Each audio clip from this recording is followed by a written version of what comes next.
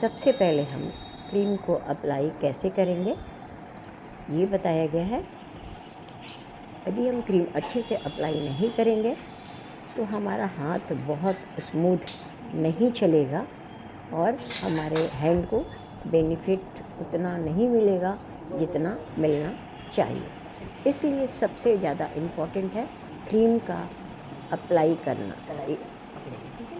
आप वीडियो में ध्यान से देखें कि हमारा एक हाथ कस्टमर के कलाई पर है, यानी हमारे स्टूडेंट की कलाई पर रहेगा, आपके कस्टमर की कलाई पर रहेगा, और दूसरे हाथ से मसाज करेंगे। और जब दूसरा वाला हम मसाज करते हुए हाथ जब कलाई को पकड़ेंगे तभी हम दूसरे वाले हाथ को छोड़ते हुए, सेकेंड हैंड को छोड़ते हुए हम मसाज करेंगे। यानी कि कस्टमर से हमारा बॉडी कांटेक्ट ख़त्म नहीं होना चाहिए। और किस तरह से हम देखिए पिंचिंग करते हुए, स्लिप करते हुए आ रहे हैं। आप ध्यान से देखिए, ये इस तरह से हमें स्लिप करना है हर स्टेप के बाद। हमें देखिए, अब हम चाइनीज़ बैंगल कर रहे हैं तो किस तरह से स्लिप कर रहे हैं, ये ज़्यादा इम्पोर्टेंट है। और इसी बात को ध्यान में रखते हुए ये वीडियो बनाया गया है ताकि आप इस चीज़ को अच्छे से समझ पाएँ।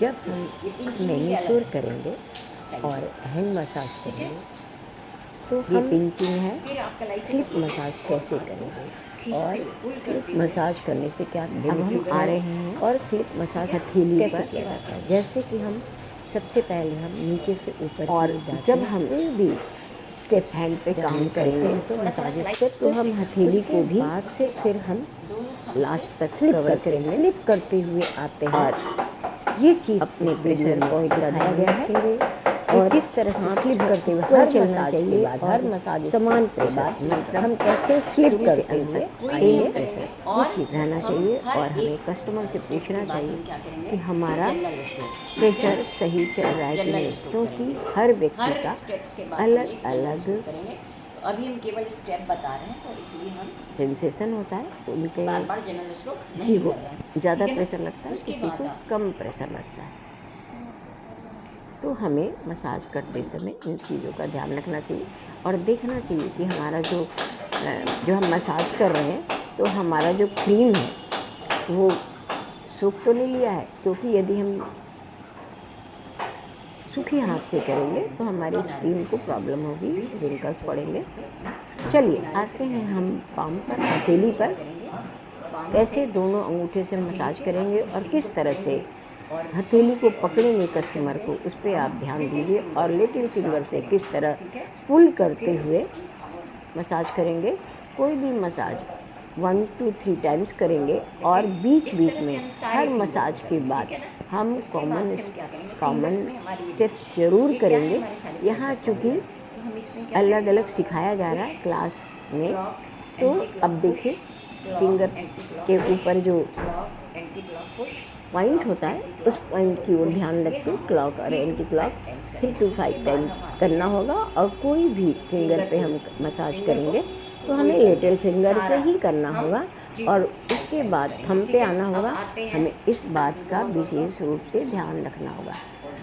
अब देखिए टैपिंग हो रहा है, तो टैपिंग मेथड है, ठीक है। इस तरह से हम क्या करेंगे, और जब हम यहाँ और हम नेल प्लेट पर प्रेशर दे रहे हैं। ध्यान से देखें, इस चीज़ को सीखना बहुत ज़रूरी है क्योंकि हमारा ये फिंगर का मेन प्रेशर पॉइंट है। यदि आप छोड़ देते हो तो हमको पूरा बेनिफिट नहीं मिलेगा, ठीक है। हमारे इन्हीं प्रेशर पॉइंट को अच्छे से, अब देखिए कैसे कैंची बना के अपने 2 फिंगर्स को कैंची बना के किस तरह से हम पुल कर रहे हैं फिंगर को।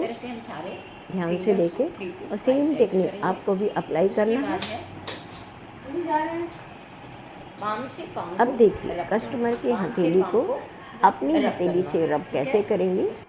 कलाई को पकड़ेंगे, एक हाथ को कलाई के पास ले जाके ग्रिप को अच्छे से बनाएंगी और देखिए फिंगर में फिंगर को